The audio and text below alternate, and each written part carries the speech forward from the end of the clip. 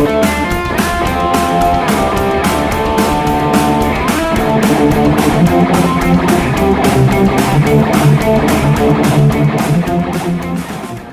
and welcome everyone to Weekend Rental episode 52. We are your gaming and geek culture podcast. As always, you can find us on iTunes, Google Play, Podbean, and now at geekade.com. At Geekade, you can find all sorts of great geek-related items, articles, videos, podcasts, and more. Geekade, what's your geek? All right, guys, my name is Ryan, and as always, I'm joined by Andy. Hey. And Nate. What's going on, guys? Let's jump into Buy Rent Burn. So if you're new to the podcast, our opening segment here, Buy Rent Burn, we pick a game for a given system. This episode, it is the Sega Genesis. We all pick a game. Individually, we'll play them all and give our thoughts on which ones we would personally buy, rent, or burn. So let's go through the list. Andy has selected Sid Valis. Nate has gone with Marvel Land. And I've selected DJ Boy. So let's go back up to the top and hear a little bit about each of these games. I'll read the description here. So Sid Valis. Yuko looks like an ordinary grammar school student, but she's actually the Valis warrior. This is in quotes here. I defeated King Rogals of the Dark World with the Valis sword, which was given to me by Queen Valia. But my friend Rico died in the process. It's dark. Yuko went home by the train after that terrible fight. She didn't have the slightest idea that she would be summoned to fight again. Yuko, said a familiar voice. Rico, said Yuko. Is that you? Boy, this is terrible. But I thought you... ... Rico quickly replied, go and see Queen Valia, Yuko. Emperor Megas has threatened Dreamworld, and our friend Vicanti might also be a salsa. We're not sure. So then Yuko was told of Vicanti's great danger, a burning desire to move Yuko into action. She has risen to crush Mega's ambition. That is just awful. All of that. That's the most dialogue I've ever heard in a video game description. It makes no sense. I agree. Crazy. Oh, I thought that was your fan fiction. I was waiting for the actual description. Mine would have been a little more erotic. I'm just saying. Yeah, so Valis is kind of a well-known Genesis series where it's kind of like a action platformer, kind of with RPG mechanics a little bit, but this is kind of like a cutesy take on that, where they turn it into more anime than even the regular Valis is. And at the beginning, I mean, she turns her ice cream cone into a sword, so that's a great start. But it still shoots ice cream balls? Is that what I'm seeing? Yeah. Pretty sweet. Yeah. Seems like that. And then when you get to the boss, I might as well be using ice cream because I couldn't even get a hit in. This game is impossible. Yeah, it went from like 0 to 100 real quick. Yep. It also does that like awful thing that a few games do, and too many did in this era, where your screen real estate, like your character always walks like 75% towards the scrolling edge of the screen instead of being positioned middle or even further back. So I found myself just like cautiously walking and constantly shooting forward so that I could obliterate whatever was going to pop into the screen, because there was no way I was going to see it before it hit me. Yeah. Yeah, that was driving me nuts. I thought I was the only one that was going to be bugged by that, the 3/4 screen or whatever. Yeah. But I was very uneasy and found myself like creeping forward, and then I'd run really like back, and then it didn't work well for me. But man, that game is so difficult. So difficult. Well, and it's like pretty manageable and fun up until that boss. But man, I mean, a minute in and you're just kind of at this wall. Like, I have no idea how you were supposed to do that with the limited amount of hits that they give you. Yeah, and you can't use the super on the boss. I was like, all right, I'm going to start this over. I'm going to save my bombs. I'm going to get to the boss. You couldn't use them. No. So what the hell? Yeah. It was like a bullet hell. I did the same thing. Yeah. I went through first, because the levels are pretty short. Actually, in all of these games that we're going to be talking about are pretty short levels. But once Yeah, it went through once and I was getting destroyed. I got to the boss and I was like, oh my gosh, how am I going to beat this thing? It's massive, one, and the hitbox on that thing, you don't know where it's at. It's not clear. And then it's, okay, I'm going to go back through, save all my bombs, get to the end, can't use them, and I still am in the same predicament of I don't know where to shoot this guy. Yeah. And he moves like 100 miles an hour and shoots like 7 projectiles at a time. So like, and like, I'm like, all right, this is just a simple like dodge mechanic. I'll crouch. And then when you crouch, he flies down and smacks you on the head. So what the hell? I don't know what the play is. Like, I really don't know You had to what stay the strategy up. was. You definitely had to stay up on the platform right before you drop down. Yeah. And it was stupid. Actually, I think the second boss was the same way. You had to stay up on the platform where you do have the option. You beat the first boss? Yeah. Wow. Oh, I could. Yeah, you have the first option to jump down, and I think a lot of people want to go that route, and it gets out of control, and they seem to speed up, and it was. I didn't know you could stay dumb. up there because I tried, and then I got hit right away and got like. I crouched down, staying up there, and then just started. That's a good idea. Started shooting from there, and it nice. Did pretty good. The old back to the corner technique. I like it. Find a safe spot and don't move from it. It worked in Zelda 2. It can work in Valis, I guess. Exactly. Yeah, I liked everything about like the design of this game. Like I thought it was very cutesy. It's very anime-ish, you know. It almost felt more like a TurboGrafx game to me than a Genesis game. Mm-hmm. But I liked the art style. I liked the little bit of story that was there, and the mechanics for the most part weren't wholly broken. It's just that difficulty bump just freaking kills it. But all in all, I mean, for what is sort of a spin-off of like a more, I guess, mature game, it's not bad. Eventually, like Valis became a hentai, so yeah, it got really mature. Oh, well, this makes sense now. Yeah. Those grammar school girls. Yep. All right, so let's move on to the next one. Nate's pick, Marvel Land. King Mole has taken over Marvel Land and imprisons its guardian fairies. Not Princess Winora 2. Is there no hero left in Marvel Land to save its citizens from the evil King Mole and its henchmen? Prince Talmot, save us. I thought I was playing as a female protagonist until I read this. No, you're definitely a male. He's very flamboyant. Yes. Extremely. Yeah, this is a very difficult platformer. I guess I would say platformer. It's very platformy. Yeah. I think it was ported from an arcade kind of mid to late 80s. And I've never played the arcade, Ryan. I'm sure you have, since you've played all those strange arcade games. And you always brag about it. So humble brag. I've played that before. That's not even a real game. Yeah, it is. Yeah, it was a very, I guess, cutesy Japanese as well, just very similar to the other game, but comes across very arcadey, if that makes sense. I mean, it's put out by Namco, and so it kind of has that arcade feel where you're really focusing on getting points, and there's obviously boss battles at the end, but the controls just seem a little bit off for me when you're kind of jumping. Yeah, a little slippery.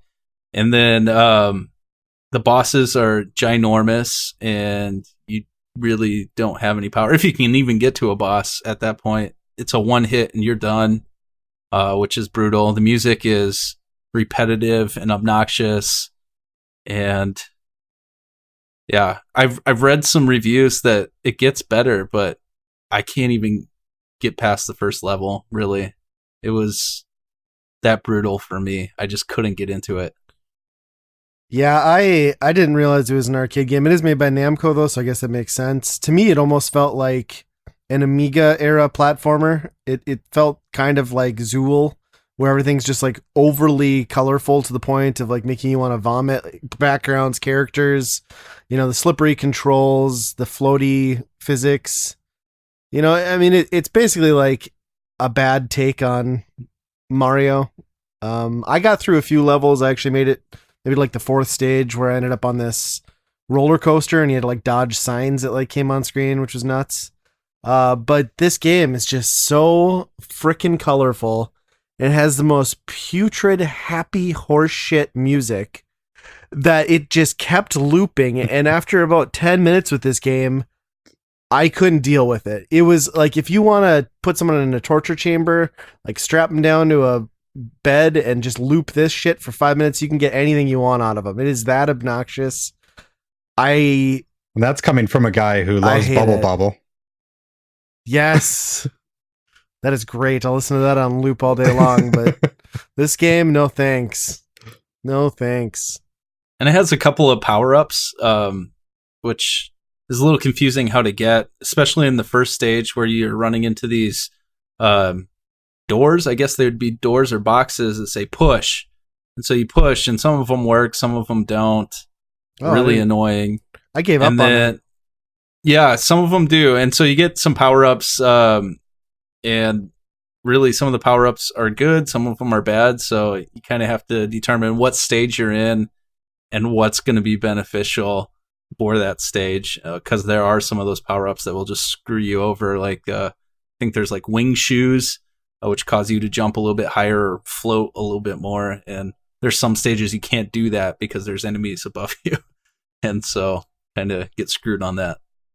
Yeah, but that goes to how bad the design is of this game too, where those boxes right out of the gate, they say push on them. The first few you try and push, nothing happens. So then that teaches you like, well, these don't do anything. They're just there for flavor, or they're just boxes or whatever. Until later they actually do something. It's like, shouldn't it be the other way around? At least the first one should do something, so it tells the player that these, be on the lookout for them. But yeah, it's not good game design to teach you the wrong mechanic right off the bat. Yeah, one thing I did really like was that end. It kind of like has that Super Mario World sort of end thing where it's like, it's not a moving bar that you have to hit, but it's like a giant, very tall target with different like points depending on when you jump through it. Mm-hmm. So I thought that was kind of cool. It was like finding the optimal route to get the most points. But I think there's a good base here, but I mean, they needed the one hit deal is just not for this game. You can't make a home game like this and then have it just one hit kill. And then the controls were just like the fine controls. If you were running and just platforming, then it felt great. But as soon as you needed to make a small jump, I don't know if it accelerated too fast or something. It was weird. Yes. And that you brought up a good point, like the physics. I hated the slope physics. Like any inclination and your character just like ran like a bat out of hell. Yeah. It was so jarring and difficult to control. It was just weird. I don't know, man. This thing is a train wreck. Visually, audio, and in the gameplay department. It has nothing to do with Marvel. No, that was the biggest disappointment. I'm like, all right, which I want to be Wolverine. Is he a Marvel thing? I don't know. They literally like took the map from Disneyland too. Like they had like a big tent that looks like Space Mountain right where Space Mountain is in the park. Yeah. Oh, it's terrible. Sorry. All right. I'll you do didn't better know. next time. You didn't know. I didn't know. If I did know, we would not be playing it. All right, so let's go to our last game. I pick DJ Boy. You're the roller game champ, DJ Boy. You're on your way to Cigarette City to take part in roller games competition. Everybody in Cigarette City is all excited except the mean leader of the bad boys, roller team, I Be Cool. He and his gang will do anything to keep you from winning. This is... Is it really Cigarette Land? Well, it's spelled cigarette with a CH on the end, so I'm just calling it cigarette. I mean, they probably meant for that to be pronounced a different way, but that's cigarette. You can't put a CH at the end of it and not have it be that. Was that Marlboro's sponsored game? Maybe. They were like, oh, McDonald's has one. We should probably have one. Yeah, I was like, all right, it's an interesting choice. It was a different time back then in the 90s. So DJ Boy is basically, you can kind of guess from the description, it's a beat 'em up. I believe this originated in the arcades. And what kind of sets it apart from other beat 'em ups is that everybody is on roller skates for some reason.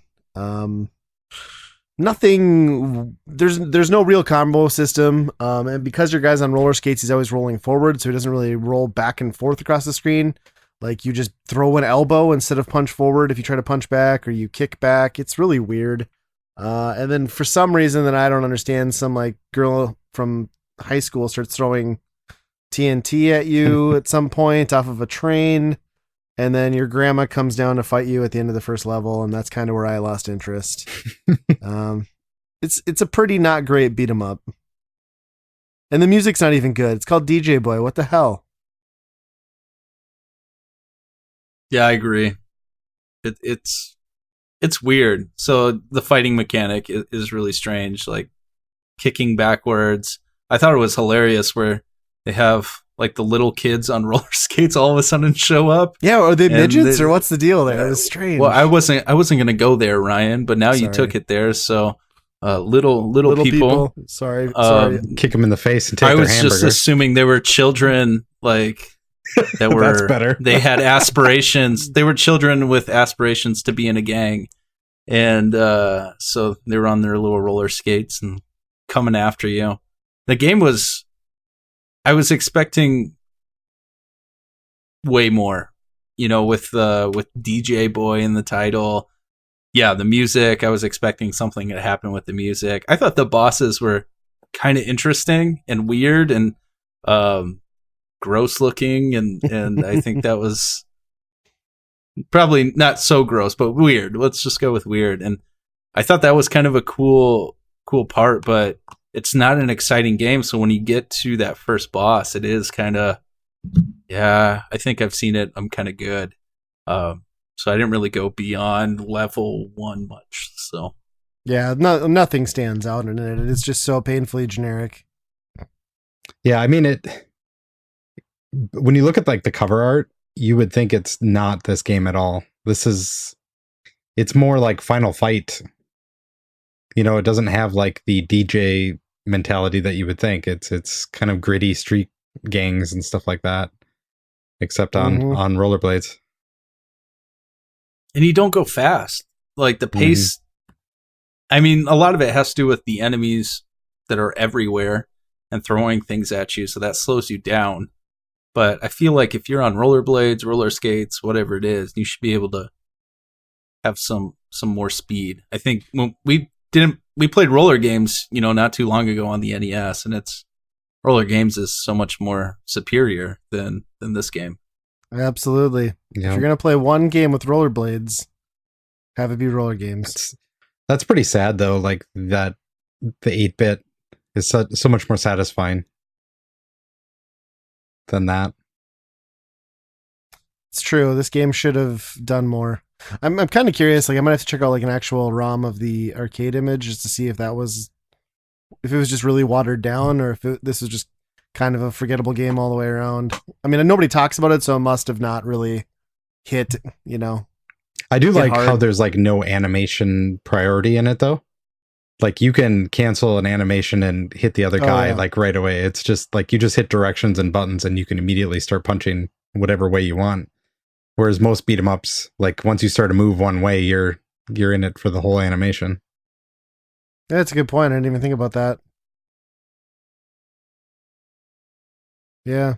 Oh, well, the other thing too is like all of these games have had like a steep difficulty curve, and this one is like one life done. Like that's game over. There's no retry when you die at the boss. It's just strange. I didn't look in the options to see if you could change that, but it's brutal. I think there is a stage where you can type in a stage letter combo or whatever, and I think that can get you somewhere. I think. Maybe I'm mixing it up with one of the other games. But yeah, one hit, done, and not you start back at the level. It's game over. Brutal. So if it was a port from an arcade, they let you have it. Oh, you'll just dump another quarter in. Yep. Well, it's got to be a port from the arcade because I own the marquee, but I've never seen the game in my life. So, did you recently pick up that marquee? Yeah, I bought it off of Ben with you. Oh yeah. That's right. $5. The marquee looks cool. It just sucks that the game underneath, because that's why I wanted to play this. I was like, I gotta check this thing out. And now I'm kind of like, well, that's a thing. All right. I think we should do our verdicts. Andy, why don't you take us through? What would you buy, rent, or burn? Sure. I almost feel like I'm not qualified on this one because all of these were so painfully hard that I didn't see much of the game in total anyway. So it's tough to go off of that. So off the early parts of each of these games, I think I'm gonna do Cid of Alice because up until that boss, that was the most fun that I had. But again, I couldn't get past that boss. I didn't know the secret. Corner camping for the win. Yep. And then my rent, I think, is going to be Marvel Land.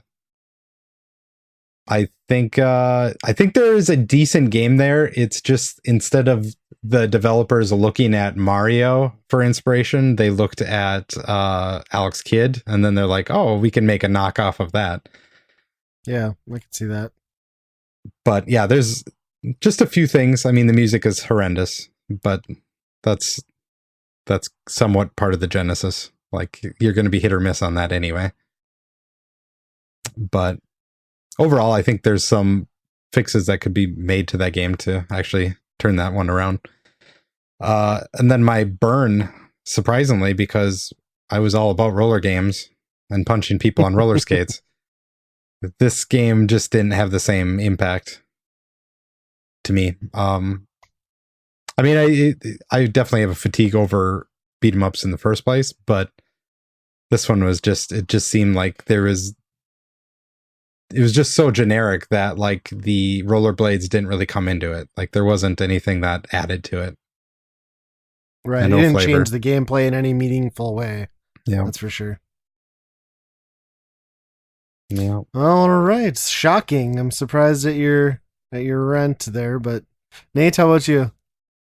Yeah, I would say this is probably the most difficult buy, rent, burn. It's not clear at all. I feel like all the games are underwhelming, really. And there's just nothing that I even connected with a little bit. And I love platformers, and so there was a couple of games with that. They were lackluster for sure. Because you're holding a gun to my head and I'm tied and I have to answer, I am going to go with Cid of Alice for my buy. I think it was good enough for that. I would probably return it if I actually did buy it, but I'll pull a Ryan. And I think I just feel like it should just be buy, burn for this one. But my rent is going to be DJ Boy. That kind of makes me sick saying that out loud, but it wasn't a great game. So that's going to be my rent. Marvel Land is a burn. My game goes back into the burn category. So I've had a couple of good runs the last couple podcasts of decent games, but now return to form. Return to where I belong. The burn. All right. So yeah, I mean, like you guys said, I think this is like the most difficult one we've done in quite some time because everything is so evenly mediocre. I don't like any of these games. So this is tough. I mean, I could tolerate them in short bursts. So maybe there's some hope for these games in that, but I'm going to buy Cid of Alice. I think it had the most potential to be the best game, with a couple balancing issues and gameplay tweaks. It could be there.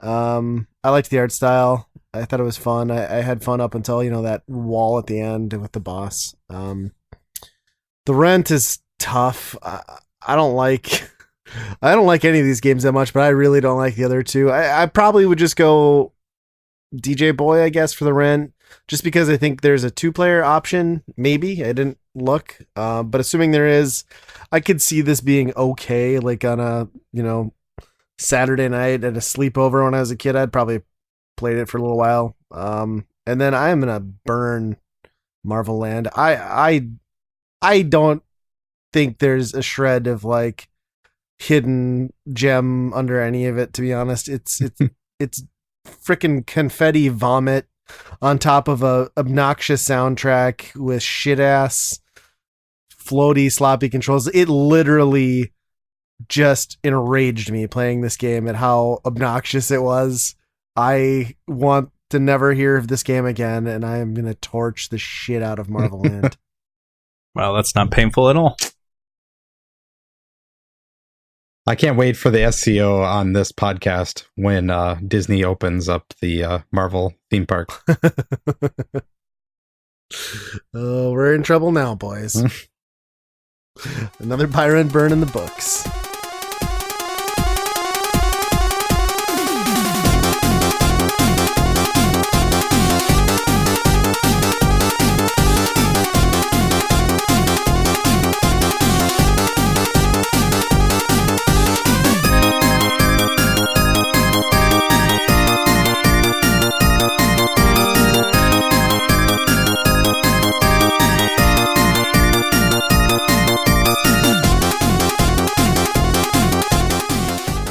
Okay, so let's move on from Byron Burn, where we usually just sit back and talk about gaming and geek things that we're interested in. I'm gonna take us on a little bit of a journey, though, a little bit of a sidetrack.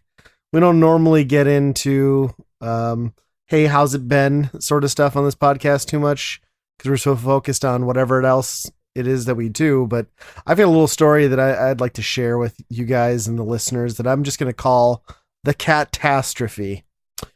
All right, let's set this up. We're gonna go in the Wayback Machine to last weekend. We're out. It's summer. We've spent the weekend at the lakes. We get back. We're tired. A lot of sun. It's Sunday. We make it back around noon.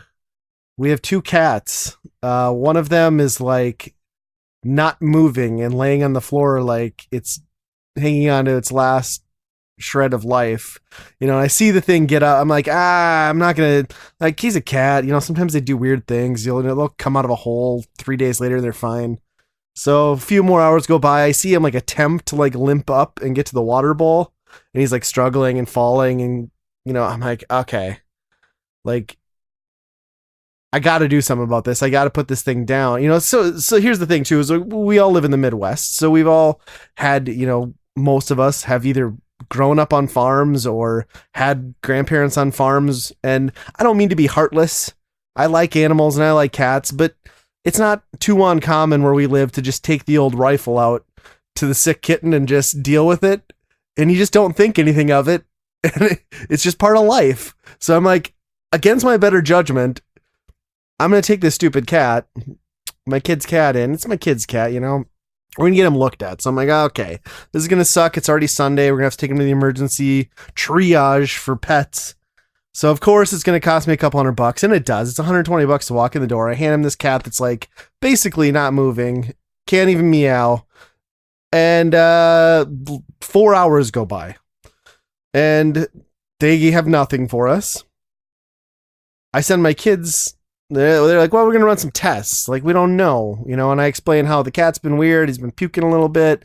He likes to eat shit he finds on the floor, string, yarn, fluff, whatever. If it's on the floor and looks good, he eats it. So maybe that's the thing. So they're like, all right, well, he's sick. We're going to run some tests on him. They come back. So anyway, they do these tests, right? 4 hours have gone by. My kids need to go to bed at this point. We haven't even bathed them. We haven't gotten them in the shower. Well, that's the same thing. Or fed or in bed. Anyway, we did that. I come back. So I get back to the frickin' hospital. This is, again, 5 p.m. we go in. I get back to the thing, the clinic, and finally the veterinarian wants to talk to me at about 11 o'clock at night. So this is already just fantastic. Wow. I'm pissed because and I missed a key point that they've already told me how much I'm going to pay on top of the $120 I paid to walk in, and it's like $640. And I'm like, a 22 bullet would cost me like 50 cents. Like, I could have been done with this. And then he's like going through the thing. He's like, well, we took an x-ray. Your cat, he's dehydrated. He's sick. There's an infection. It looks like he might have a blockage in his intestine, but if they eat soft, fluffy things, we can't tell. But everything looks swollen. And so, like me, I mean, I just got to be blunt with this guy. I'm like, I don't want to be cold. I like the cat, but he's a cat. like, are you talking, we might have to do surgery to figure out if he's actually like gummed up in there? And it's like, yeah. I'm like, well, so what's that? Like $2,500, 2,000? He's like, yeah, 2,000 to 3,000. I'm like, okay, I'm going to be real. I'm not doing that. So you need to tell me if he's actually not fixable through surgery so I can deal with this or what. So he's like, all right. He's like, I see where you're coming from. I totally get it. He's probably thinking I'm a horrible, monstrous person. So is everyone listening to this. And maybe I am. I don't know. So he's like, all right, given that's your outlook, like I'm not an expert. I'm going to send this x-ray onto a radiologist. They'll have a better idea if they truly think it's a blockage. So he's like, that'll take like 30 minutes, right? Yeah. 2 a.m. They come back with the frickin' radiology thing. And guess what? Not conclusive. Not conclusive. So then he's like, well, we don't know. Like, we don't know. Like, I think the cat should stay overnight. We'll get him on some like meds, like get him hooked up to, like fluids and all that shit, IV. I was like, really? How much is that going to cost? So they bring that out for me. That's like another $400. And I'm like, so you're telling me there's no way this cat's going to get better on his own if I take him home? I'm like, oh, I don't know, unless he just starts like eating and drinking. So anyway, I can't justify that. They give him fluids. They send me home with antibiotics. I take him home. So he at least got a little help, right?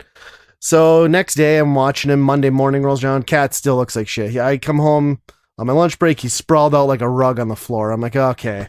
So I text my wife. I was like, let's give the kids tonight. Let them say goodbye to their cat, and then you'll schedule an appointment. We'll take him back, put him down on Tuesday. So she calls the vet near us. They can't take the cat in because they're booked for like a week and a half. So in the meantime, I get home. Jill's like, are you sure you don't want to give the cat more time? This is my wife telling me this. I'm like, I don't know. Like, he's suffering. I feel bad for him. I don't want to do this. I think we just need to take care of it. Like, I can't let him suffer. And plus, and I'm also thinking, like, how much longer do I let this go on? Because, like, if you bring, like, an emaciated, like, mummy cat into a clinic and tell them you need to put it to sleep, aren't they just gonna like put like criminal like negligence on you for like keeping this animal in this condition? So I'm trying to like do the right thing by the cat and like me not going to jail for cat neglect. I don't know. Anyway, it's kind of done. We're on the path, right? It's gonna happen. Everybody's sad about it. My wife hates the cat. She's choking up. We have dinner. So this is Monday evening. I look over at the cat and, obviously the cat's sick. Problem with his guts. And I notice he's got a chunk of shit. He's a long-haired cat. He's got a chunk of shit hanging out of his butt, in his fur. So I'm like, all right, he's sick. He can't make it to the litter box. Like, I'll help him out. Like, poor guy. So I go into the bathroom. I grab some paper or toilet paper. I'm like, all right, I'm going to grab this thing. I'll flush it, whatever. We'll get it over with. And I go back to the cat and I grab this chunk of poop and I start pulling and the cat's like, and I'm like, oh, it's stuck. It's stuck to his fur. And then I realize, no, it is not stuck to his fur. And then the string started coming and I'm holding on to a shit covered ball of yarn. My cat's screeching and howling, running the opposite way. And we're playing this game of like anal tug of war. And I end up with what looks like a fucking jellyfish, many feet of yarn wound up and then all connected through with cat shit. How do you prepare yourself for this in life? Like, what the hell? It's horrendous. The kids are freaking out. I'm losing it. I can't deal with kids' poopy diapers. Here I'm holding the freaking several feet of like ass string, and I am just losing my mind that I can't believe that this is happening. I'm holding on to this thing. But I guess we know what the problem was. He didn't have enough water, right? Yeah, not enough water. So anyway, we're like, well, I guess that explains some of that now. So I'm thinking, all right, I got the blockage out. Like, that was awful. Cat's going to be better. Cat's still obviously very sick. He's on antibiotics. So the next morning I get up. I'm thinking like, I don't know how the cat's going to be doing, But then my son comes in. Hey, Stoey, the cat, he's got more string coming out of his butt. I'm like, no, he's not. That's a crazy thing. What are you talking about? And I walk over. Sure enough, the cat's doing a little bit better. He's prancing around with his tail up in the air, and there's like 2 inches of yarn hanging out of his ass again. So I get to repeat the whole horrendous process, having just like gotten out of the shower in the morning and pulled like another few feet. It's unbelievable. And I am just scarred for life. Like, what the hell? So the big question is, just for a family memory, why don't you take that yarn and are you going to like knit like a family blanket out of it just to like hold Stowy? Oh, there you go. There you go. That's hilarious. It was traumatic. I'm glad the cat's okay. I'm mad at him for costing me $700 for a ball of yarn up his ass. And the crazy thing is like, I know like this came from like my daughter's crafts and stuff, but this had to have been months ago. So he's been like digesting this like pile of yarn for God knows how long. And it all caught up to him, just like a heroin bender. The only plus side to this, besides the cat being alive, is that I can now add feline proctologist to my resume. I think it's really going to help as I look for new jobs in the future. So, So However, you're an ultimately, the cat amateur cost what, $25? True. What's that? The cat was like $25. Yeah, the cat to like, adopt was buy? like $130. Yeah. And now It's a big he's like investment. $1,000 cat. So he better be like the most friendly and loving cat for the rest of his life, or I'm going to lose it. Think he was watching Yarn Yoshi? That's where he got the idea. Yeah. Those look delicious. Well, now he's just going to expect it every time. He's just going to wake you up in the morning, just be like, "Hey, I don't think I got it all. Can you finish that up Just for a me?" string hanging out right there. You have now just enabled this cat. That's his thing. The cat Oh, loves man. it. Never again. Yeah, sounds like an eventful weekend. Yeah. So the Switch Lite got announced. How do you transition out of that? I don't know. I'm just giving it a shot here. The Nintendo Switch Lite, yeah, that did get announced. Ryan thinks I need to get one because my Nintendo Switch is currently not working. I'm a little freaked out by it. It won't power on at all. I've tried plugging it in separately from my dock. My dock isn't working. I'm hoping it's just a power cable. Hopefully. Yeah. But the Switch Lite is looking semi-attractive at this point. Well, I mean, I was thinking about this as you were explaining how your power source went out, and we have had a lot of thunderstorms and like power surges in our areas, so I feel fairly confident for you that it will just be the AC adapter, hopefully. That'd be great. But yeah, what do you guys think about the Switch Lite? I laughed so hard at this guy who posted like a comment on Twitter. I think it was something like, "Wow, Nintendo just released the Vita, except people actually want it." I was like, "Yeah, that thing is a Vita, 100%." Yeah, I thought it was interesting that they were trying to. I mean, they were hanging on to the 3DS for so long, and I think all Nintendo fan people are like, "Yeah, at some point, 3DS is going to go away. It's going to go away. It's going to go away," and it finally does. And they're like, "We're just going to focus on the Nintendo Switch and its capabilities of being handheld and not do anything exclusive." And now they kind of do something exclusive. I don't know. I'm not super excited about it. I think it's just a glorified 3DS at this point. Well, I mean, I think it's a smart move for them. They added the D-pad. Huge props for them for finally doing that. Except now, can you sell me a first-party frickin' Joy-Con for my left side of my Switch? Because you're capable of doing it. I think it makes sense. I think a lot of people overwhelmingly don't dock their Switch. So if you're that person to have one that's going to have better battery life, at a lower price point, be able to stick it in your pocket more easily, I think it makes sense. I will probably pick one of these up for my son because I've watched him drop my Switch several times and I cringe at that. I think the $199 price point is great. My only thing is I think this is really going to sell like gangbusters when they bundle it with a game and like drop it to like $179. I think that's where it needs to be.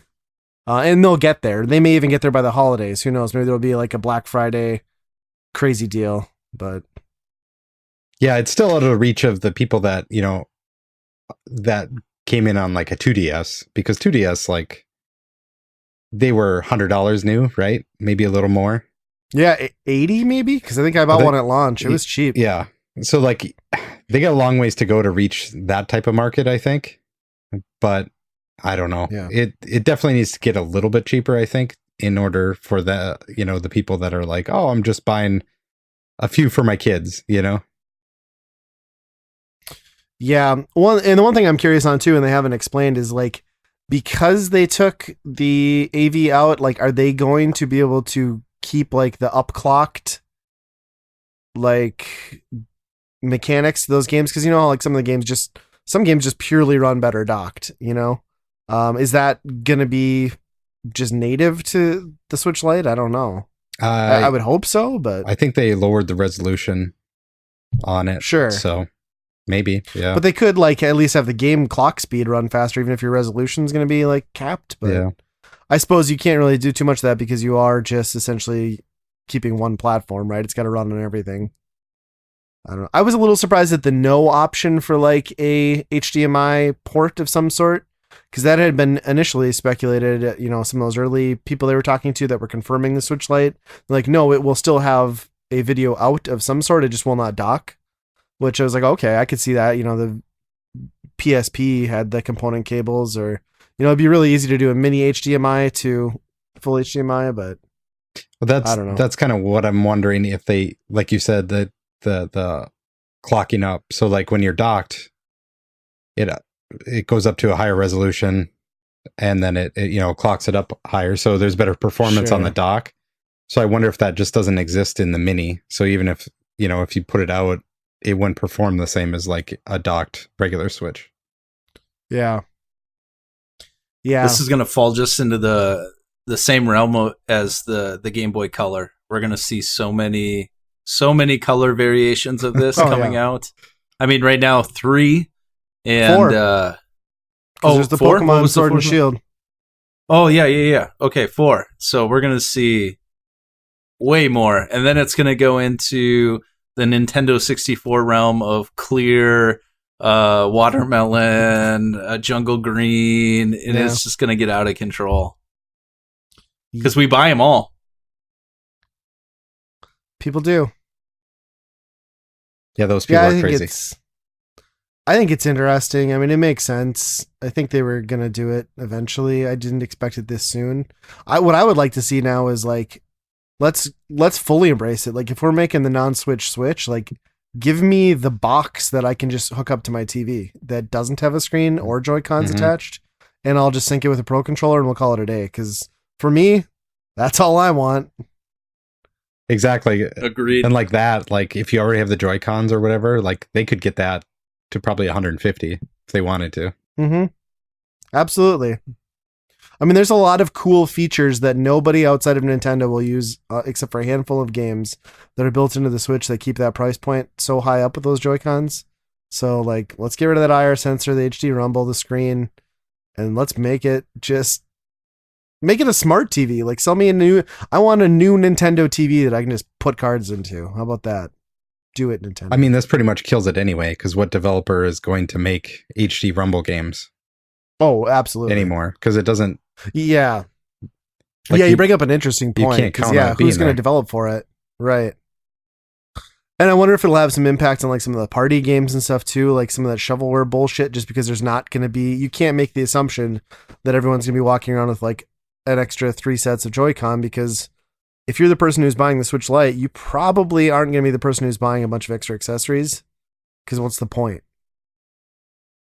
So you can all huddle around your 5-inch screen and try to play Mario Party? Good luck. That's true. Yeah, it's a smart move. It's going to be good for a lot of people. It's not for me. I think it will nail a lot of that like 2 Switch home market. Like, Right now, it's a little expensive for people to have more than one console. The dock is even ridiculous. So if I could, for $120 more, get like another Switch and give it to my kids to play with, sure. Like I'll own 2 systems. That's fine. Yeah, when you put it like that, the dock is what, $90? Yeah, way too much. So, like, way too much. Halfway there, you have the whole system. If they could even just like redesign a dock to get down to like the $40 level that was licensed from Nintendo and wouldn't blow up my Switch, I would probably have like 3 of them in my house, because why not? But at the current price point and their failure to like do anything with it, hell no. Yeah. I did read a ridiculous comment from somebody on Twitter that said like, "Oh, we're 2 years into the Switch and you're giving us redesigned hardware. Okay, but maybe you should make some games for it first." I'm like, what the fuck are you talking about? Like, if anything, there's too many games. Like, yeah, they're not maybe new IPs, but there's plenty to choose from. I don't think things to play is the problem. No. Curation of the things to play. Right. Yeah, yes. This year, the game library has blown up for Nintendo Switch. So yeah. Well, this is gonna. You can't go out there complaining there's nothing to play. There's plenty. And this is really going to nail that, like, for those people who love the Pokemon games that haven't got a Switch yet, like, this model is, like, exactly what they're going to want. Mm-hmm. So, I mean, I can't imagine this is going to falter at all. Like, I think people are going to gobble it up. Too bad those people don't want that Pokemon. But that's a different story. Yeah, what's the deal with that? Like, why is everybody so up in arms? Like, eventually, doesn't this kind of have to happen? I mean, can you really expect a developer to up-res every character model they've ever made indefinitely? Am I crazy? Probably not. No, I mean, eventually they definitely probably have to cut it off in some sort of way, but I don't know. There's been sentiment for many, many years that like Game Freak is way too small of a studio to be handling such a massive game. And they refuse to take help. They refuse to, make it a bigger thing than what it possibly could be.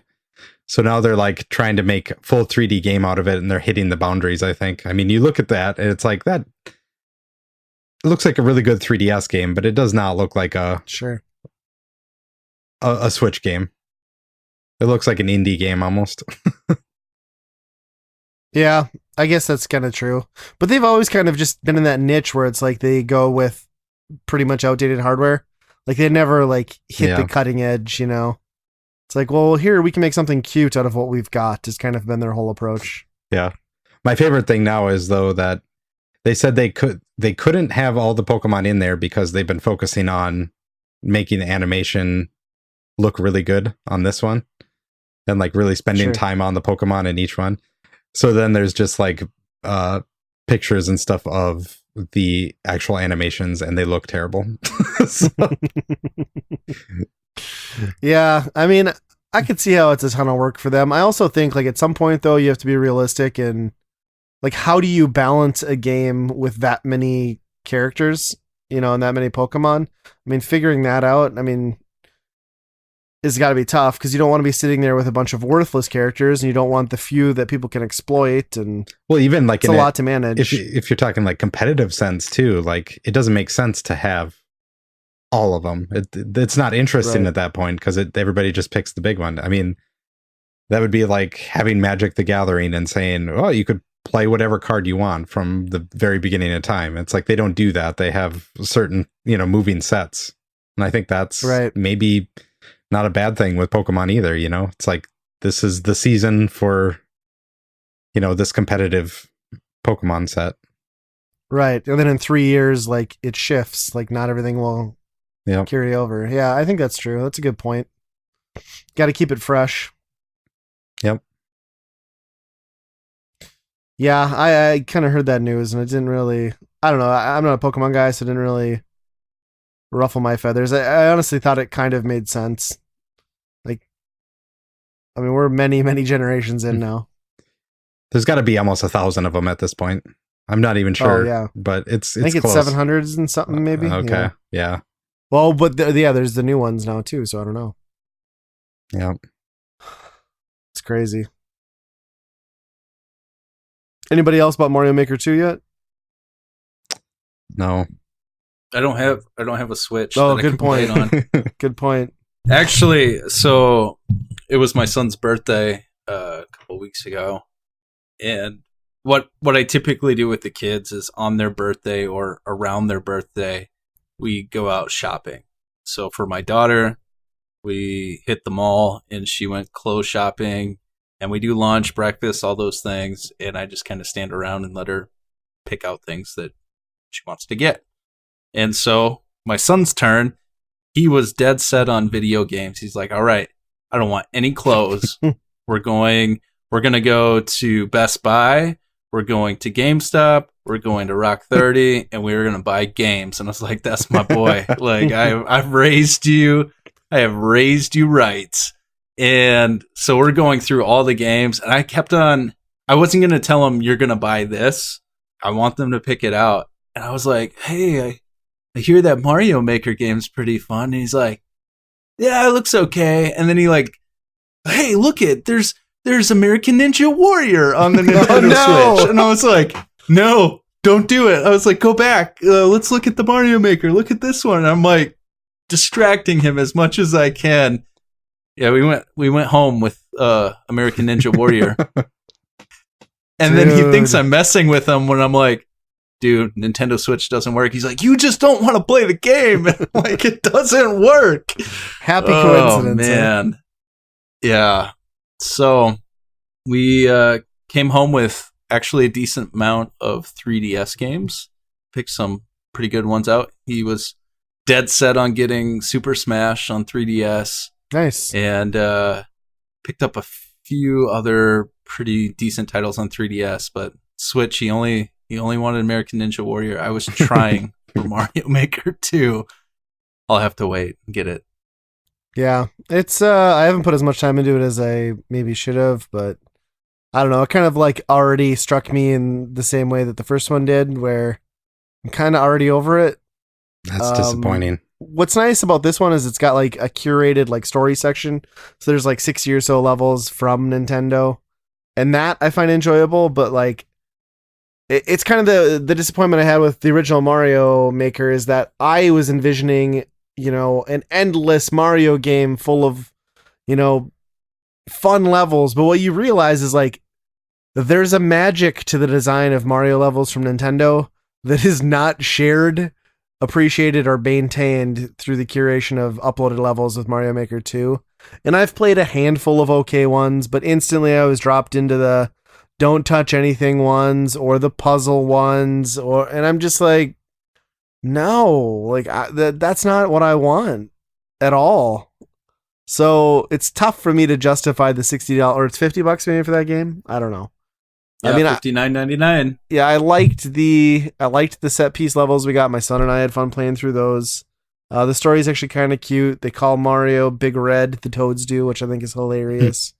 And there's like some quirky humor and goofy stuff there, but I don't know. I think maybe if a few of us got this game and we all got into like a trading level scene back and forth, like trying to torture one another, there could be some fun in that. But like just the random levels, I mean, it's better now because they've got the tags, so you can kind of know what you're getting into. But still, like I'm not about that. It's not my scene. Yeah, I think you definitely need a group of people that are, number one, really invested in finding and sharing new levels, and then also have the same taste as you, which can be kind of hard. Right. There's probably which is almost impossible. There's probably a Discord out there, maybe, but yeah, it's not worth the time and hassle to find it, right? If it's not in the tools already. Yep. I really want to play one. I haven't played any Mario Makers yet, so yeah, if you're looking for another game for your son on the 3DS, the Mario Maker, there's like 100 levels, I think, that come bundled with that one. And that's worth the purchase on that, I think. And he picked that up, and I didn't know if it was network sensitive, and so I was like, maybe the network's not there anymore. Yeah. And so we kind of passed on it. It's worth it if you find it for like $20, because even if they'll shut the servers down eventually, but just with the set piece games that were in there, or the levels, I would say I found it to be the superior version just for that aspect to the Wii U version of the original, but most people would think I'm crazy for saying that. But I thought it was good. Hmm. I will say they do like a ton of really cool stuff with Mario Maker 2 and the assets, though. Just the ways you can combine enemies, the switches, the return of stuff like the boot. Like, I just want to make levels where I'm in the boot all the time. So that stuff is fun to see back. But yeah, I don't know how much I'm gonna put into it after this. Kind of what I expected, but my son wanted to play it, so we did it. Hmm. The things we do for our kids. Yeah. And cats. So you remember our conversation a few podcasts ago about GameStop and their, like, the employees and like the whole like aura of GameStop just being more of a business than actually like feeling like you're relating to any type of gaming at all? Yeah.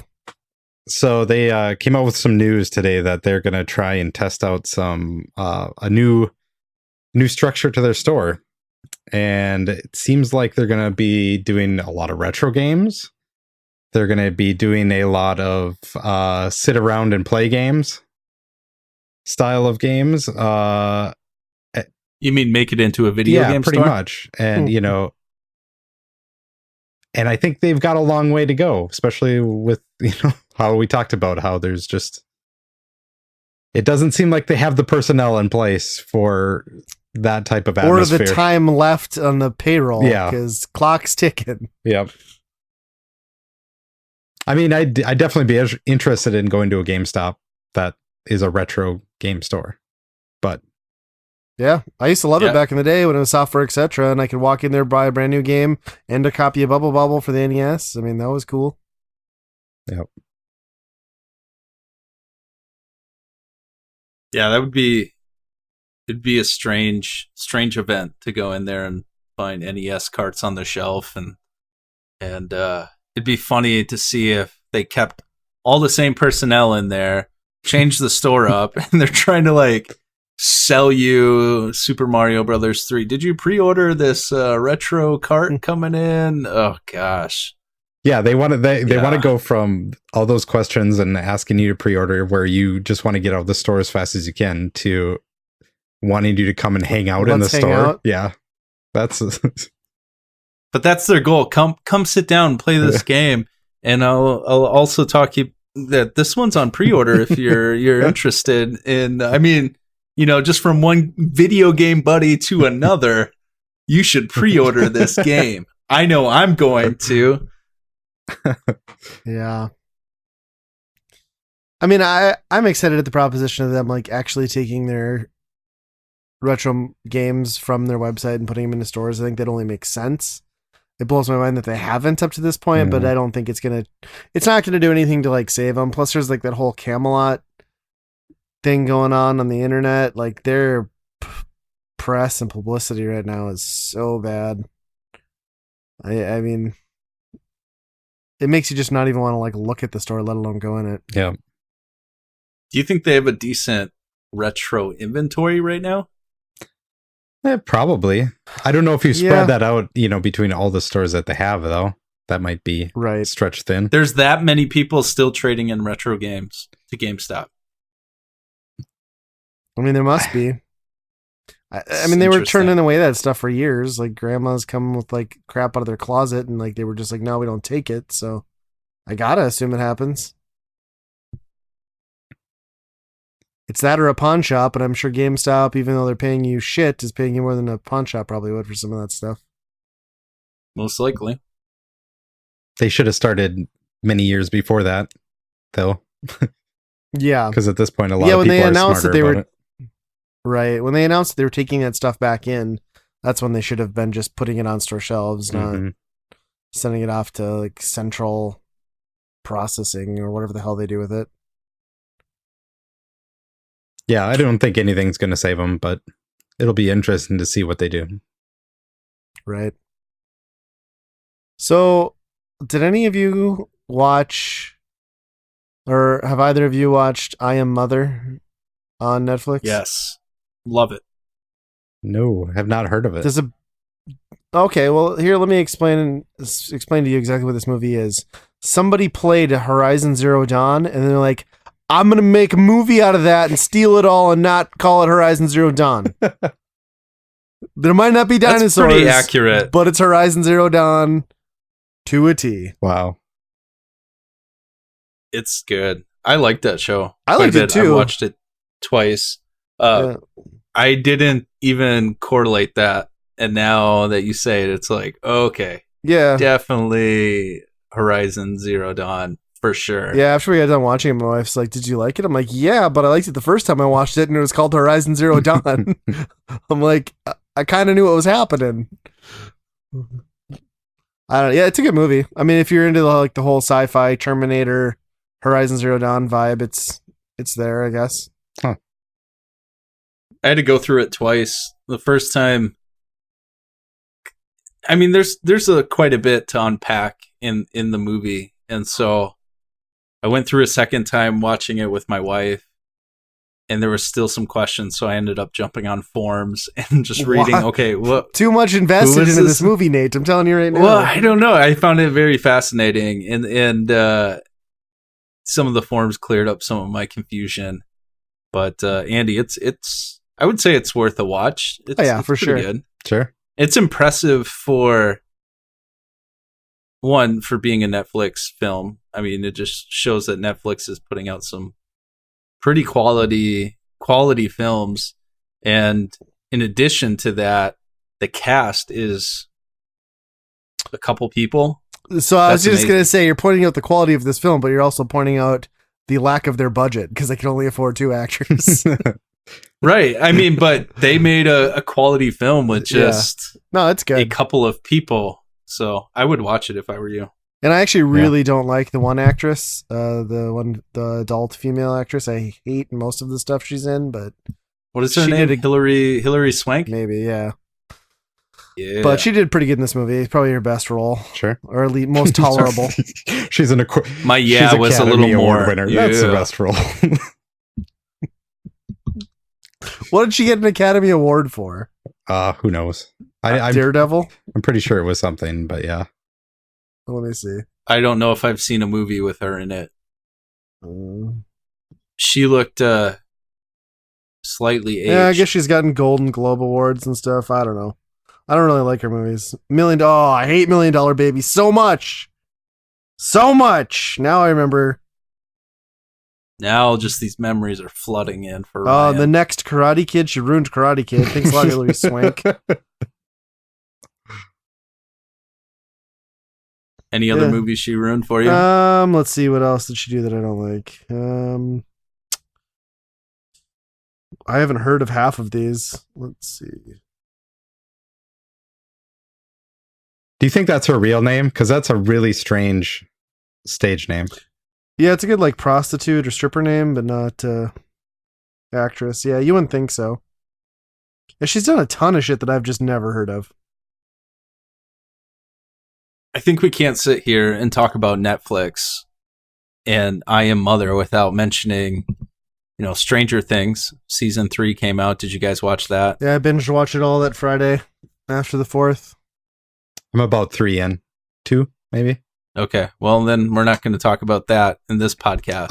We can talk about it, some of it. We don't have to talk about spoilers. One thing that I loved was they really, at least in the beginning, they really hit home like the mall atmosphere. Like that seems like a big plot point, at least at the beginning.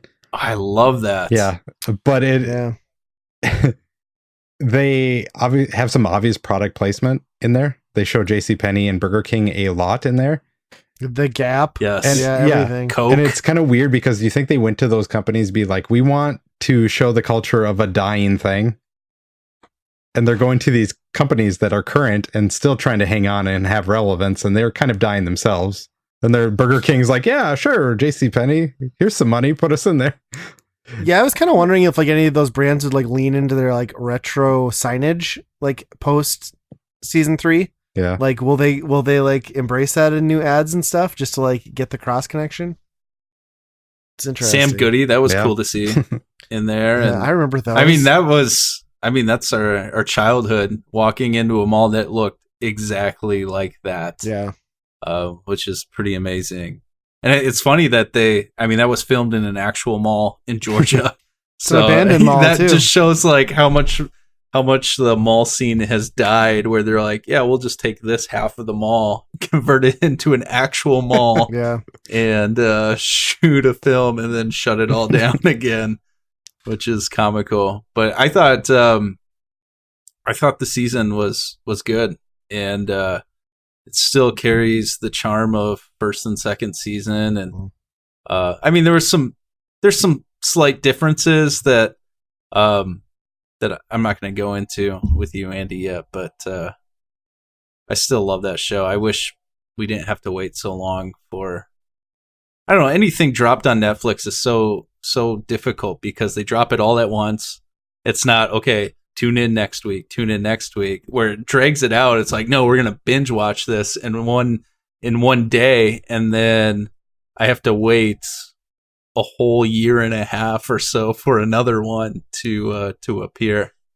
Yeah. I think season 3 like continued the trend for me of that show having jumped the shark after, like, season 1 was great. Season 2 was like, okay, I like this world, but it wasn't season 1. And season 3, it's like, all right, I don't know if I need another season after this, if like quality is going to just continue at this like steady decline. I mean, it's still good. Like you said, it's good.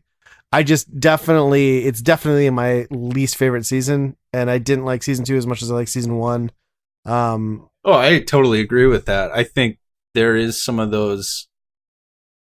I feel like they kind of lost the seriousness and mystery a little bit. And so that, I could totally see that, where it kind of has been declining a little bit. And it feels like this season, like the other two were more like sci-fi and like, you know, almost like stalker type horror films. And it feels like this one kind of embraced more of like that late 80s, early 90s kind of horror where it's like more gore and like guts. Like, I feel like that's what they were trying to lean into.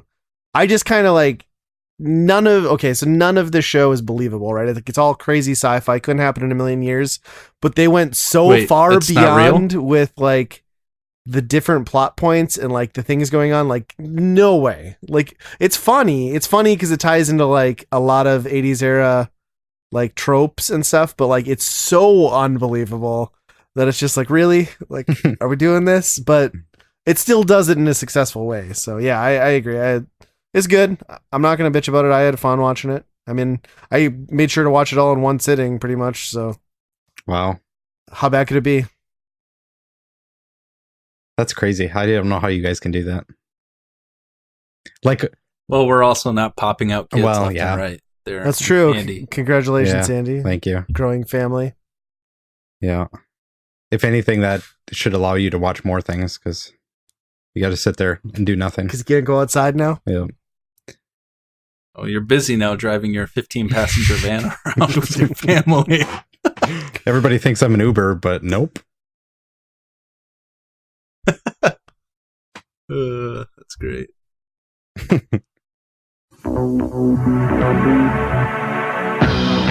Water churning, tide turning, sun burning, wave crashing, head bashing, ride, gliding, colliding, high flying, fish frying, eye crossing, cookie tossing, snaking, quaking, booty shaking, scrolling, controlling, rock and rolling, wave race 64. The first jet was sweating in your face, race for Nintendo 64. Strap on that seahorse and ride. All right, moving on to the Failbag, where we answer 20-year-old questions from old gaming magazines as if they were addressed to us. We're going to do something a little bit different here. I'm looking at Nintendo Power issue number 100. That was in September 1997. They had a feature the top 100 games of all time. And I think I'm going to start, let's see here, number 40, I think. There's a lot of ones down below that are just like, whatever. Any notable ones below 40? Let's see here. Let's see. Contra is number 52. Secret of Mana 42. Castlevania 4 58. Ooh, I'm already not liking where these things are landing on the list. Earthbound number 60. So that's gonna piss some people off. Yeah, then it just, I mean, you got to understand 97. Yeah. There's still not a ton of video game history to go through there, I guess. Sure. 2 generations of Nintendo up to that Yeah. point have come and gone, and now you're on the N64. Yeah. Let's say which is an abomination.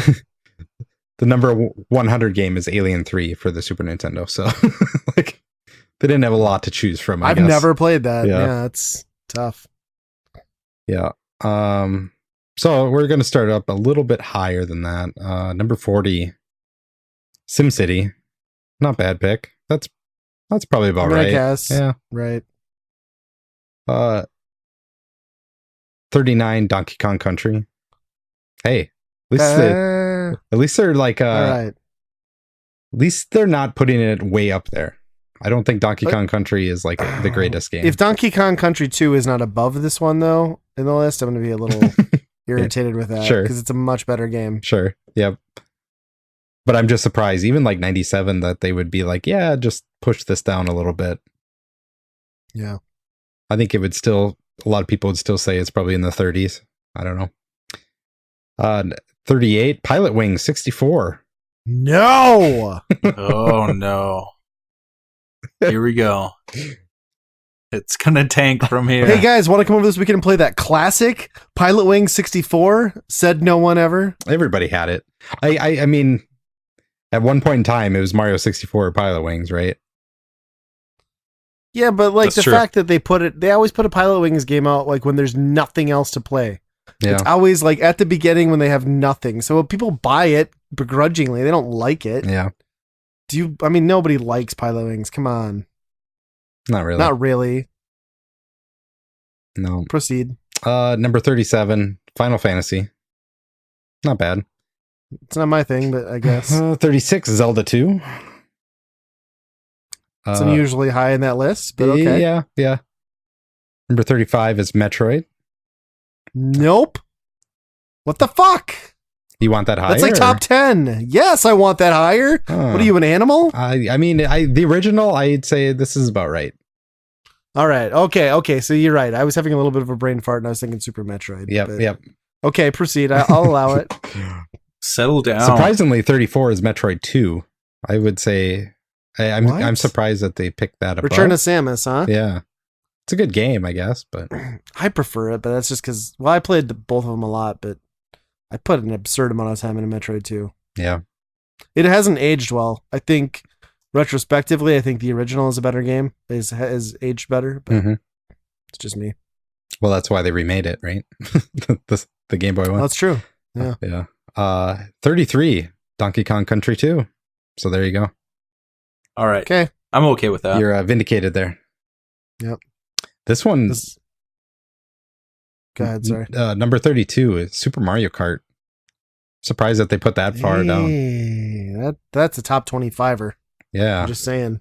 Definitely. I think that's the second best Mario Kart game of all time. I think I would probably put Mario Kart 8 above it.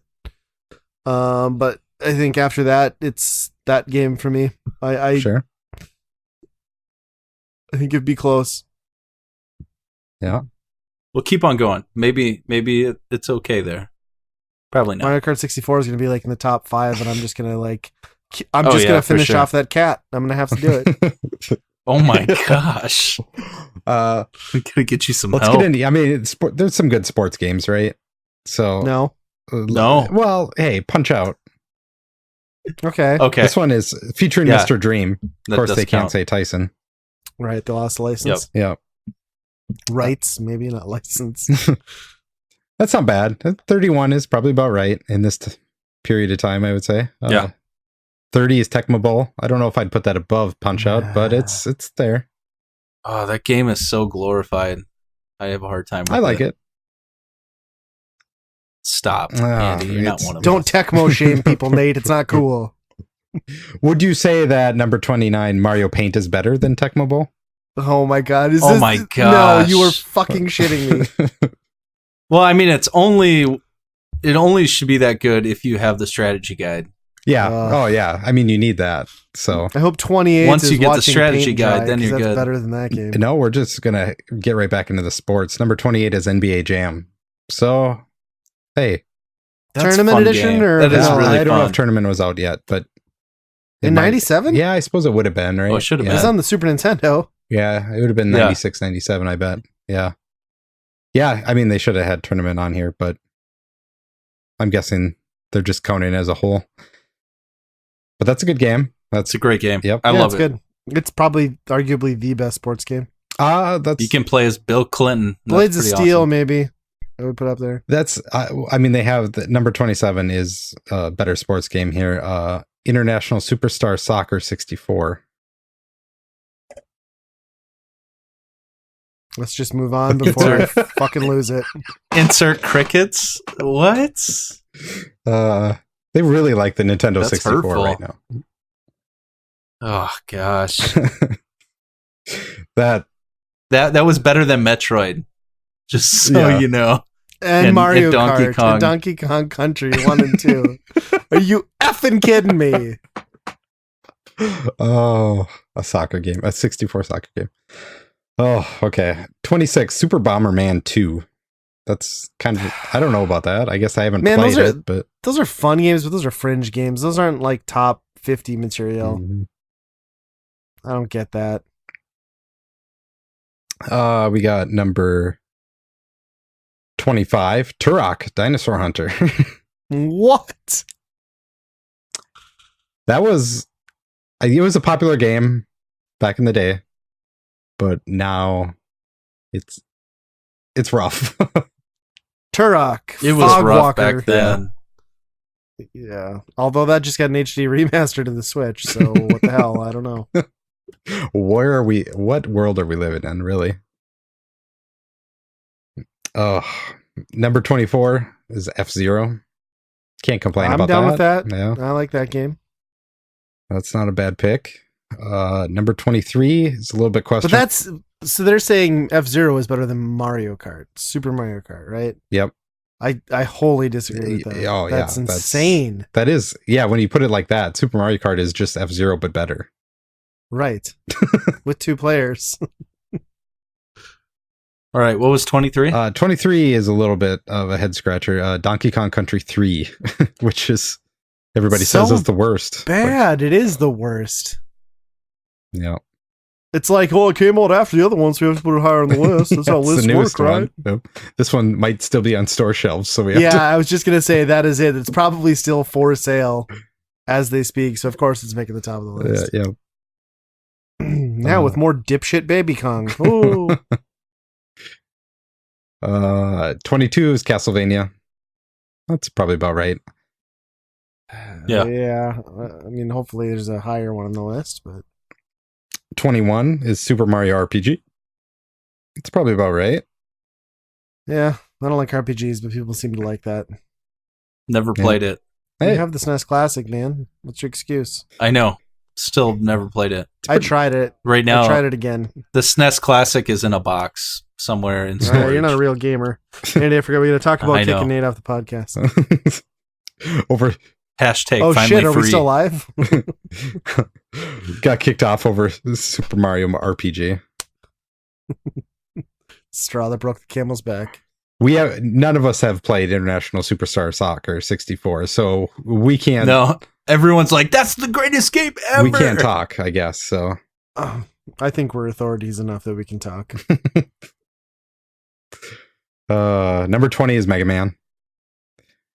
I mean, The first one though, yeah, not X, not 2. X is farther Wow. down. Yeah, it's Down or up? down. It was yeah. What? It was in the 50s, I thought. Yeah.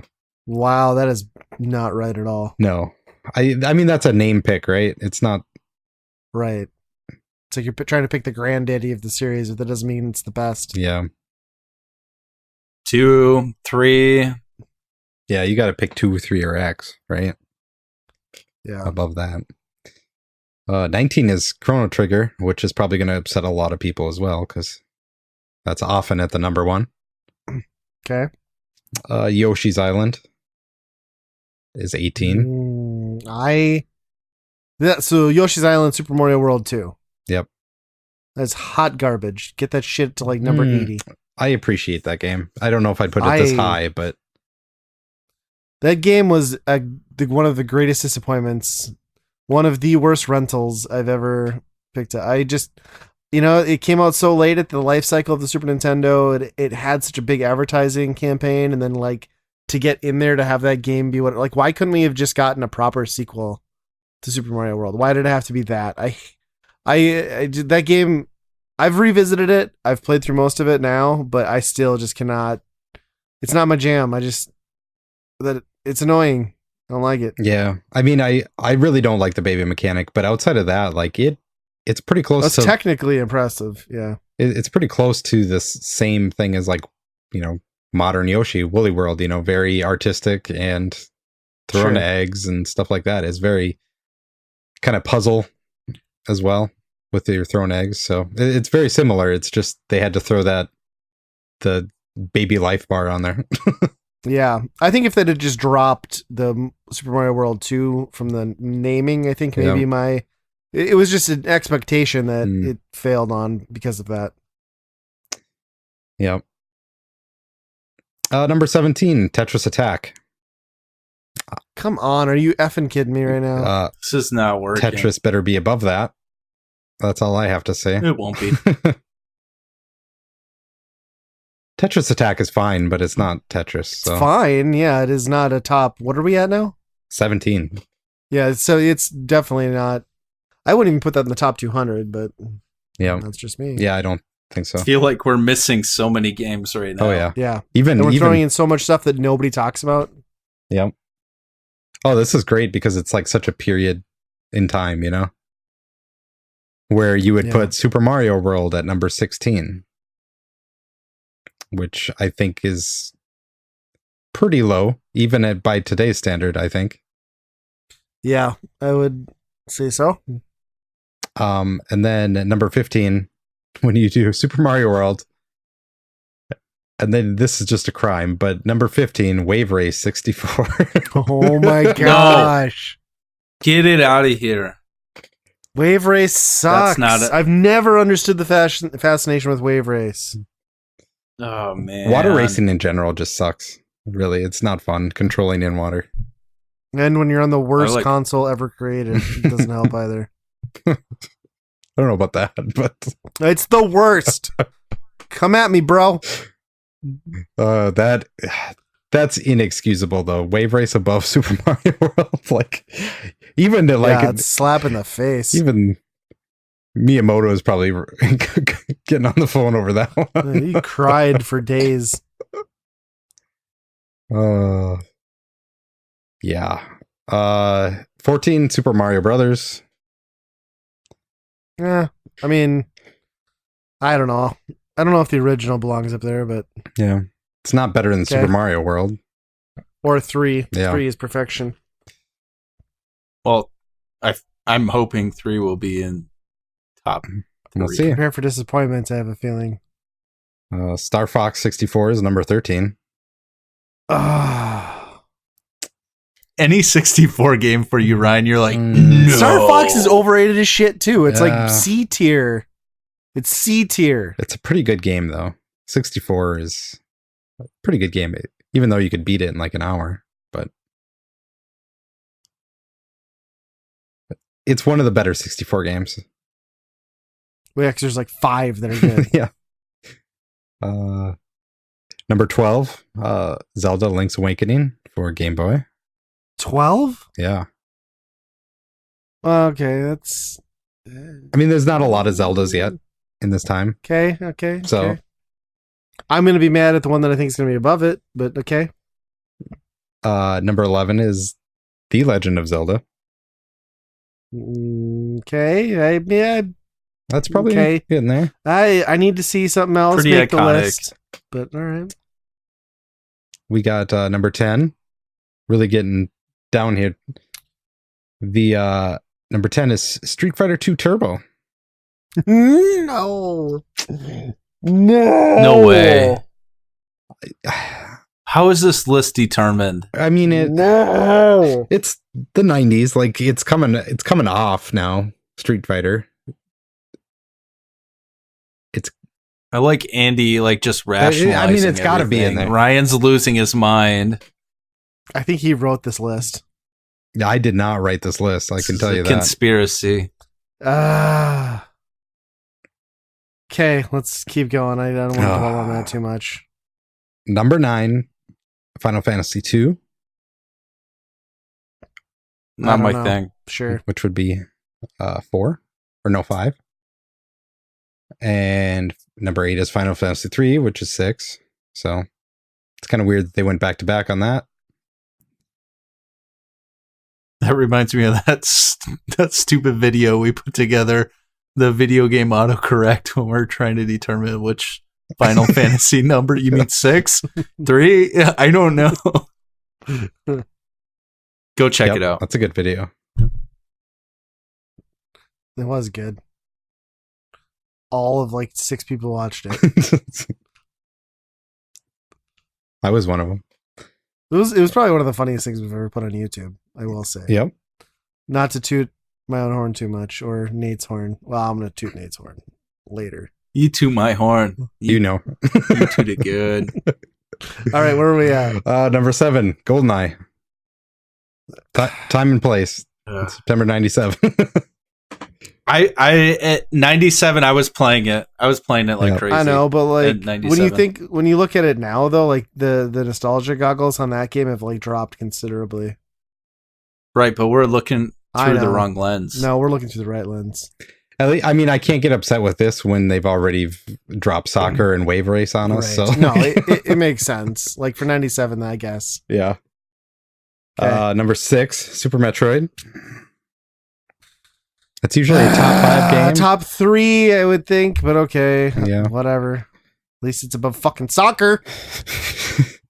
Well, you haven't heard the rest. Maybe there's a soccer game. FIFA 64.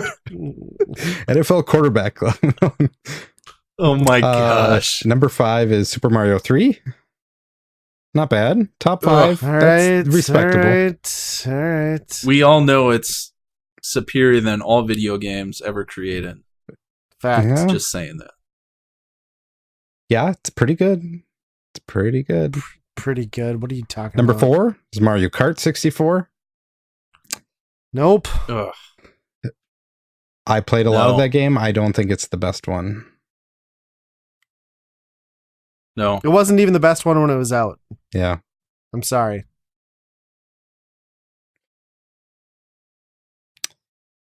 Okay, we're getting top 3.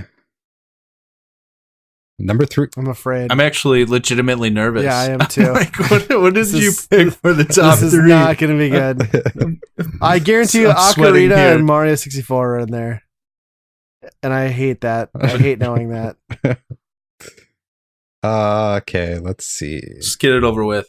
Hold the Number Band-Aid. 3 is Tetris. I want to be mad at that, but I can't because it deserves to be high up there. But all right, so number 2 is Ocarina of Time. So that's a more superior game than Super Mario Brothers 3. Okay, that's a good point.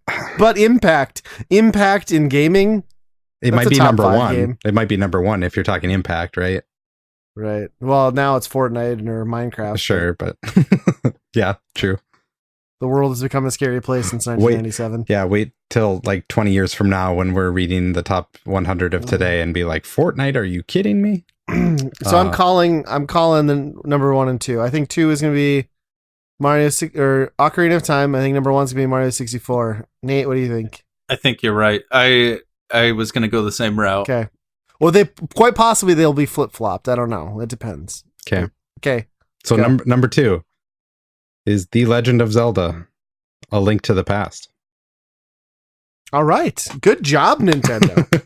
You did it. I'm okay with you that. You got one. Well, I mean, I'm not okay that it's number 2 just because I have a different top 100 list in my head, Right. but that's not bad. Thank you. Mario 64. If Ocarina is ahead of Link to the Past. It wasn't out yet. That's why it's not on this Oh, list. thank God. Woo! I'm still mad that Mario 64 is number 1. It is, right? It is. Mario 64 is the number 1. It's a the top- shitty time. the best game of all time. All right. All right. That's great. It's definitely a Mario game. It was bad. Can I talk about... So I've played all the way through and beaten Banjo-Kazooie this month. Yeah, I don't know why you've did that I yourself. don't know why that hit me now. I don't know I really cannot explain it. Like, I never really was interested in those games, but something now just seemed right. I do appreciate a little bit how in Mario, you go in there and you have one goal each time. There's always like one star you have to go for. It's super annoying. Right. Where Banjo, you just go into the level and you can work on all the objectives at once, even if most of them are just collecting things. But makes perfect sense. And yet another reason why Mario 64 is not as great as everyone likes to pretend it is. Yep. Yeah, Banjo must not have been out at this point. Otherwise, that probably would have been pretty high up this list, I would imagine. But yeah, I might have taken soccer on Run for its money. I don't know. We might have to revisit and see that. That's kind of like the most egregious one. I feel like they're missing a lot of great, even NES titles over. They didn't even. Where's Super Mario 2? I don't like Doki Doki Panic by any means. See, I'm calling it the correct name. I think Super Mario 2 doesn't belong on that list personally, but it's number 47. Number 47. With I don't agree at 44. I think it's complete bullshit that the entire Donkey Kong Country series made it into the top 40. Like, no way. Yeah. Come on. One Castlevania. Yeah, they didn't even have Castlevania 3, Super Castlevania. Yeah, Castlevania 4 is 56. That's ridiculous. That should be far above the first one. It couldn't beat golf. Wow. Oh, man. Yeah, everybody remembers golf. Wayne Gretzky's 3D hockey is number 67.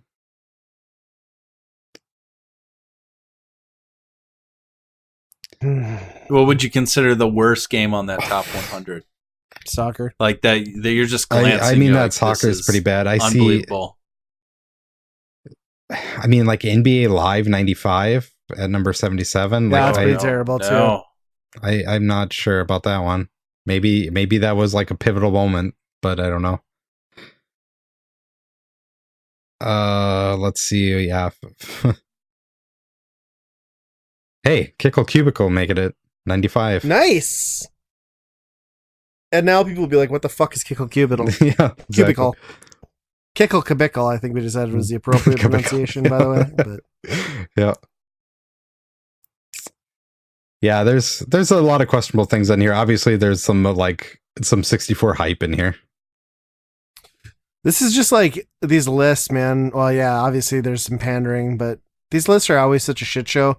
Because, it's like a few people in a room and like eventually somebody just gets tired of arguing with someone over their stupid pick. And then you end up with you end up with soccer in the top like 30. I mean, that's what happens, right? It's not that good of a game. It's just like one idiot loves it and he will not drop it. So for the sake of progression on your list, you're just like, fine. You can have 30, whatever it was. That's probably why Earthbound is always at the top 10 now too. And like all these RPGs are up there because those people are so passionate about those games that if you ever get in an argument with them about it, they're not going to let it go. Right. I'm having flashbacks to like Giant Bombcast's Game of the Year deliberations with like the just staunch like arguments for why Red Dead 2 does not deserve to be Game of the Year. Like there were some people digging in their heels for sure. Yeah. We should maybe like try and do that on a podcast one time. Just like come up with a list. I'm sure we would get nowhere fast. No, even a top 10, I think it'd be a very difficult task amongst us three. Yeah. I will say that Marvel Land, DJ Boy, and Sid of Alice do not belong on the top 100 list. So I would put all those games above right. International Soccer 64 or whatever the hell it was. But yeah. Also, this is Nintendo Power, so they weren't allowed to put anything that didn't come out on Nintendo. Okay, that's a good point. That's valid. You still had better games to pick from, though. Yeah. Ugh. Oh, here we go. 10 worst games of all time. Yes. All Jaguar games. No. Is this Nintendo Power still? Yep, the same list. It's the top 10 worst games. Okay. Only on Nintendo hardware? Well, they came out other places, but they showed up on Nintendo at least. Okay. Rambo. Number 10 is Platoon. neither of them made it. Number 10, The Adventures of Bullwinkle. Yeah, it's a pretty bad game. That's pretty awful game. Yeah, I dislike that a lot. Well, that's good to know, because if I saw that on one of their lists, I might pick one of might pick Yeah, that. try So- not to. Just try to avoid Sure. that one. Yeah, good Byron Burn pick. You can do it. Number 9, Color a Dinosaur. I mean, that's I've played worse on this podcast. So why is Color Dinosaur on the worst list and Mario Paint is so high up on the greatest? Because Nintendo didn't make it. Yeah, first party. Like, those bastards tried to steal our idea. Yeah. Number 8, Beethoven. I don't think I played that. I That must be a can Super imagine it'd be Nintendo. bad. Yeah. It's gotta be. 7, Michael Jordan in the Windy City. I think that's that bad. I thought that was kind of good. Yeah, I mean it's really stupid, but it's a game. generic, yeah. But it's him throwing balls at people, so that's cool. That's what I call a Friday night. Right there. Yeah. Number 6, Friday the 13th. Yeah, I mean, I hate it, but people seem to it's like it gotten now. Way more. Yeah, it's got a lot of attention now. Yeah. It's everyone's favorite awful game. Yeah. I don't think it's ever been cleared from even those people that it's like, yeah, it's got problems, right? Yeah, but you can at least play it. Yeah. There's some interesting things in it, at least. Number 5, Pit Fighter. That is an awful game. That is bad. Pit Fighter is a tech demo for Mortal Kombat. It's true. Number 4, Advanced Dungeons and Dragons, Heroes of the Lance. I would have no idea. Those are all pretty bad. Any of the NES ones are Yeah. awful. I mean, personally, I don't like them. Yeah, I don't know. I guess I don't know how they port it over, because, like, you talk about the gold box, Pools of Radiance, and all that for PCs. Highly regarded, but I have no Yeah. idea. Number 3, Shaq Fu. Hey, at least they knew back then, even. Yeah, that's another fan favorite, though. Yeah. Love to hate. Yeah. There's 2 basketball players on here on this list. Number 2, Barbie Supermodel. Yep. I mean, It's Nate's favorite game. is it bad, or is it just a girl's game? Like, that's... No, it's really bad. Is it? Okay. It's awful. I love it. It's probably in my top 10 of greatest games ever. You're a sick man. Boy, we really... Right next to soccer and NBA Live. The number 1 worst game of all time. Bebe's Kids. I've never played it. Yeah. I have never played Isn't it. that a cartoon? Yeah. Hmm. I don't know why you would pick that. Maybe it is I don't truly know. that awful. Well, now but- we got to find out. I just like saying Bebe. So what system is that on? Bye. Super. I just Super? sold one. I bought one at the MGC, and it finally somebody bought it. How much did it cost you, or what does it go for, this game? Oh, it goes for $30-$40. It's a Jeez. Super You Nintendo should game. print this article off and send Yeah. it with the game, just so you. I just feel like it's my right as a seller to let you know that That's not a probably great why It he's game. doesn't buying it. look that bad. I mean, looking at screenshots, I think that might have to be a Byron Burn. Yeah, I'm out of list, so and that's fine, I think. My heart can't take any more of your lists. Yeah. So yeah, Nate, you want to finish? I'll finish it. I got this. All right. So now that list has made you depressed and very, very sad, we'd like to hear from you. Send us your list of top 100 games that you love, or 10 games that you think are awful. You can send those wonderful emails to weekendrentalpodcast@gmail.com. Of course, you should be following us on Twitter and Facebook as well. And you can find all thing Weekend Rental at geekcade.com. And as always, be kind, rewind. The 64 is not that bad. Bullshit. I play Wave Race naked. Yarn kills.